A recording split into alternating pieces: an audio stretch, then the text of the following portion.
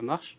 Monsieur le doyen, chers collègues, bon, moi j'aimerais également que soit inscrit au procès verbal le fait que des insoumis ont été repoussés par une personne violente, et vu qu'elle est violente, elle appartient forcément au groupe de Monsieur Chappé. Donc j'aimerais que ce soit ça aussi consigné au procès verbal de séance.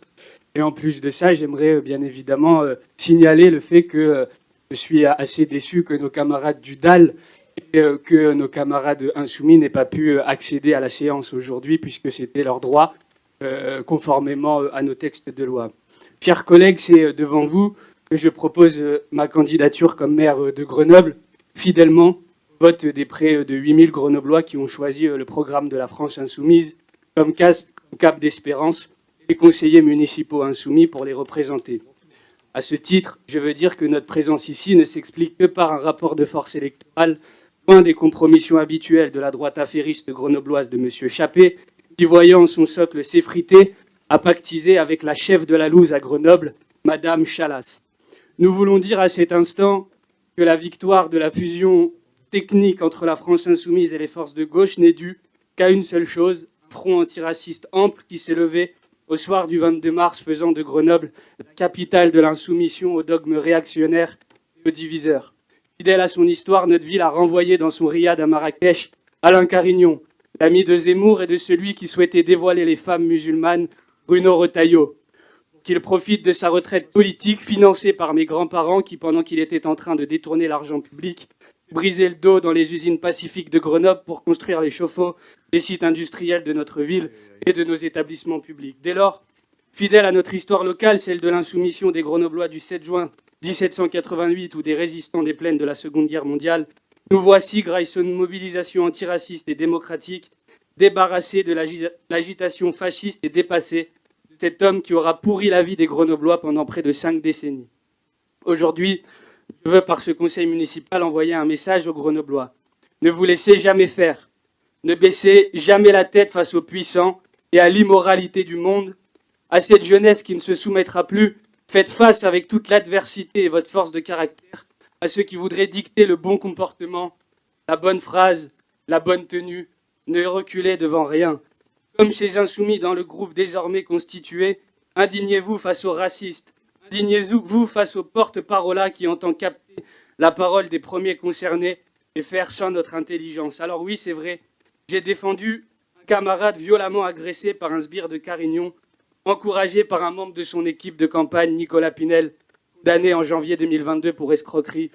Tenait la trottinette de cet agresseur pendant qu'il tapait au visage mon camarade. Et pendant qu'une étudiante insoumise de 20 ans, en pleurs, membre de mon équipe de campagne, se faisait suivre par l'homme qui lui demandait de sortir sa pièce d'identité. J'ai regretté un propos à caractère homophobe qui, au moment où je le prononçais, n'avait aucun objectif discriminant. Je l'ai regretté et on ne m'y reprendra plus. Mais je veux dire ici, comme président du groupe insoumis, que je n'accepterai jamais que des fascistes violents s'en prennent aux insoumis dans notre ville et que quiconque devra faire face dans sa vie à des comportements discriminants trouvera toujours un élu insoumis à ses côtés pour l'accompagner. Je veux dire devant les Grenoblois à l'hypocrite Madame Chalas, qui passait son temps dans ce conseil municipal à attaquer la droite sur leur condamnation judiciaire, elle qui est désormais clairement de droite, bien que personne l'ignorait.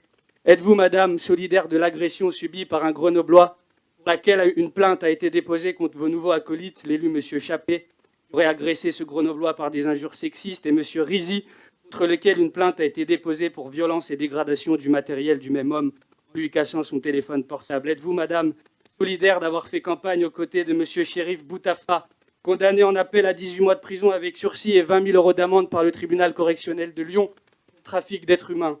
De notre côté, nous n'avons jamais baissé la tête et nous ne la baisserons jamais. Nous continuerons à faire face et à dire la vérité, à défendre les nôtres, quoi qu'il en coûte. Oui, je vais me rapprocher du micro. Je n'ai pas la voix qui porte. Monsieur le doyen, mesdames et messieurs, chers collègues, quelle classe, monsieur Bruno, d'interpeller comme ça des collègues élus ici. Franchement, je vais faire ma déclaration de candidature, mais je vais essayer de relever un peu le niveau. Je pense que ça va être un peu facile de le faire. Vraiment, jamais entendu ça, quoi. Mais on va vous répondre. Ne vous inquiétez pas, nous sommes 13, on va vous répondre. Bien que ne faisant pas partie de la majorité, j'ai le plaisir et l'honneur de présenter ici ma candidature à la fonction de maire de Grenoble. Être dans l'opposition n'est pas un renoncement ni une exclusion, mais la démonstration d'une liberté, libre de dire ce qui va et libre de dire ce qui ne va pas. Cette candidature, ma candidature, pourrait être perçue comme audacieuse pour certaines et certains, mais pour d'autres, en revanche, pourront y voir un rappel utile de ce qu'est réellement la démocratie.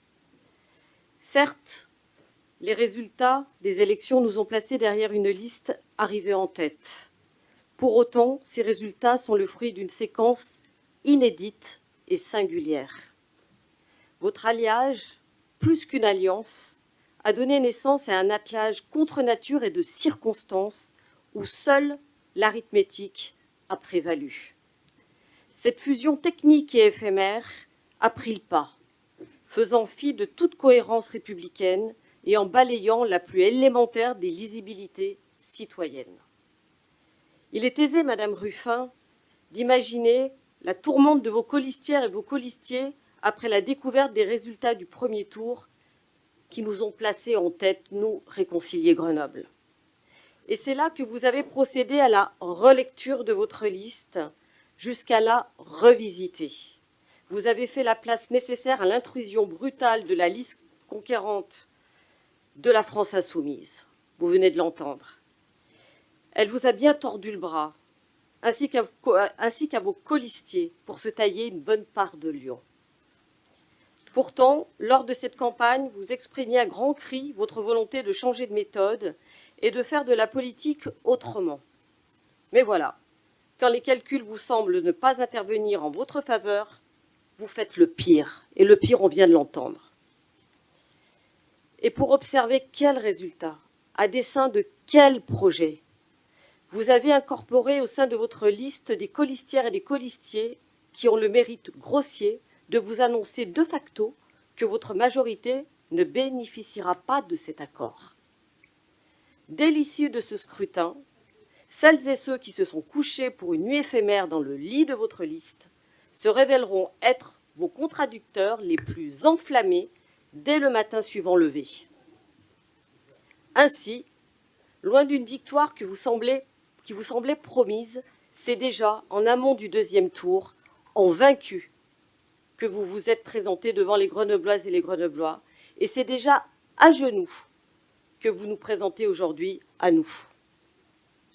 À vos calculs pitoyables et votre méthode confuse, nous opposons le choix de la clarté, celui d'un choix assumé et invariable, celui d'une ligne politique qui ne souffre pas d'arrangements clientélistes de dernière minute.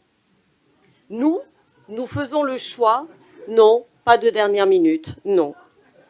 La liste du premier tour, je vous le rappelle, était la même que la liste du second tour. Nous faisons le choix d'une politique claire et d'une vision limpide.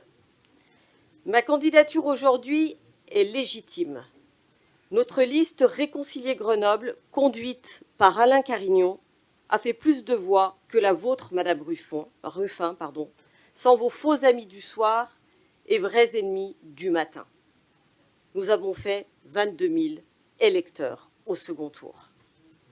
J'en profite pour saluer et remercier Alain Carignon, qui a gagné dans cette campagne le combat des idées et des valeurs. Ma candidature aujourd'hui consiste à dire qu'une commune mérite mieux qu'un équilibre précaire entre intérêts divergents. Elle mérite une direction claire, et c'est moi qui ai la parole, merci, stable, honnête dans ses engagements. Alors oui, je suis candidate, non par ambition, mais par exigence. Parce que je crois qu'une ligne claire est nettement préférable à une opacité organisée dans les antichambres de la majorité. Alors oui, je suis candidate, parce que les Grenobloises et les Grenoblois méritent cette clarté, parce que la démocratie ne doit pas souffrir de calculs mesquins, parce que votre victoire de dimanche ne parvient pas à dissimuler votre défaite de ce jour. Je vous remercie.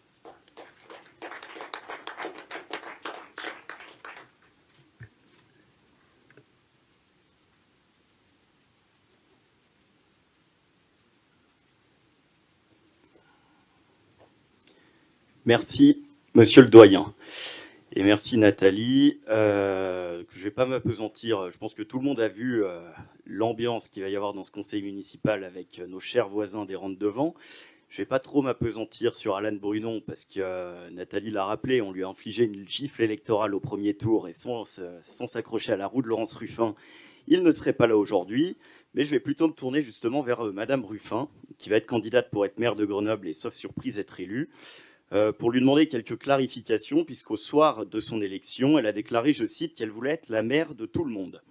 Mais comment vous comptez être la maire de tout le monde alors que vous nous avez fait rentrer dans ce conseil municipal 13 élus aboyeurs qui ont déjà annoncé la couleur devant nous, qui vocifèrent contre tous les Grenoblois qui ne pensent pas comme eux. Dimanche dernier, on a eu droit à M. Brunon qui nous expliquait qu'avec son élection, les quartiers rentraient enfin au conseil municipal. Et les quartiers, M. Brunon, c'est pas vous qui les a fait rentrer, c'est nous qui faisons rentrer les quartiers au conseil municipal. Les quartiers, M. Brunon, c'est Erdija Saïri, c'est Anouchka Michard, c'est Jean-Noël Puzel, c'est Jean-Luc Rizy, c'est toutes les personnes de notre groupe qui, eux, connaissent la ville, à la différence de vous qui êtes arrivés il y a 6 mois. Et à la limite, si vous avez fait rentrer quelque chose au conseil municipal, c'est sûrement pas les quartiers, mais c'est les dealers, M. Brunon. Les dealers parce que vous les défendez en expliquant que vous leur ferez pas la chasse, et les dealers parce que vous en avez exactement les mêmes méthodes. On l'a tous vu avec cette vidéo où vous insultez un Grenoblois. Donc là, maintenant, vous essayez de noyer le poisson avec des injures homophobes, etc. au passage, qui a fait largement le tour. Vous démarrez votre mandat avec une pétition pour réclamer votre démission parce que de très nombreux Grenoblois ont été très légitimement choqués par cette séquence. Mais ça montre bien, on est au début du mandat et on voit déjà que vous et vos colistiers ne connaissez que la menace, les intimidations et la violence contre tous ceux avec lesquels vous n'êtes pas d'accord. Et encore une fois, ça fait énormément de monde vu votre maigre score et heureusement de premier tour. Donc Madame Ruffin, comment comptez-vous être la maire de tout le monde avec ces personnes dans le conseil municipal? Et comment comptez-vous, vous, être maire de tout le monde en ayant truandé l'élection? Truander l'élection, Madame Ruffin, parce que déjà, il y a eu cette alliance avec LFI. Vous êtes d'accord sur rien, et on vient de le voir dans la déclaration d'Alan Brunon. Vous avez fait une alliance uniquement pour vous sauver. Truander l'élection, parce que vous avez passé cette élection en planquant le bilan d'Éric Piolle, dont vous êtes l'héritière au placard. Vous l'avez caché jusqu'à dimanche 20h, et vous l'assumez une fois l'élection passée seulement. Maintenant, il revendique bien être resté en deuxième rideau. Donc le choix lexical est bien choisi, ça confirme au passage que vous avez été sa marionnette. Mais il faut bien que les Grenoblois comprennent que ce qui se joue ici, c'est qu'ils vont vivre un 3e mandat d'Éric Piolle en encore plus chaotique que les 2 précédents.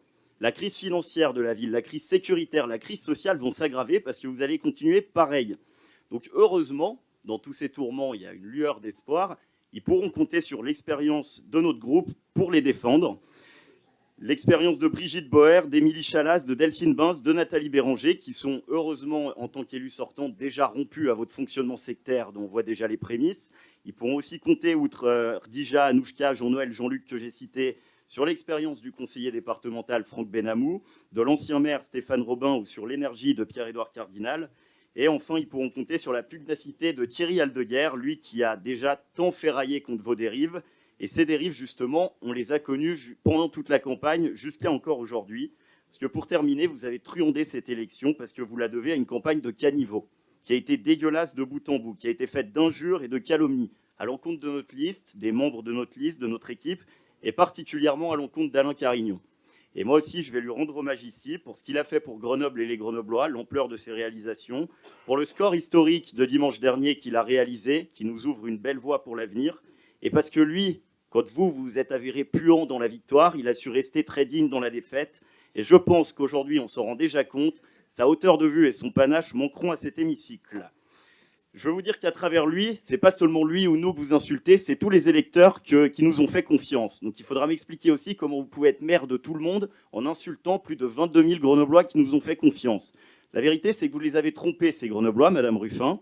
Vous ne serez pas la maire de tout le monde, vous serez à la limite la maire d'Éric Piolle et d'un système en bout de souffle. Avec vous, ce n'est pas une nouvelle page qui va s'ouvrir, c'est la suite d'une histoire qui est entamée depuis 2014.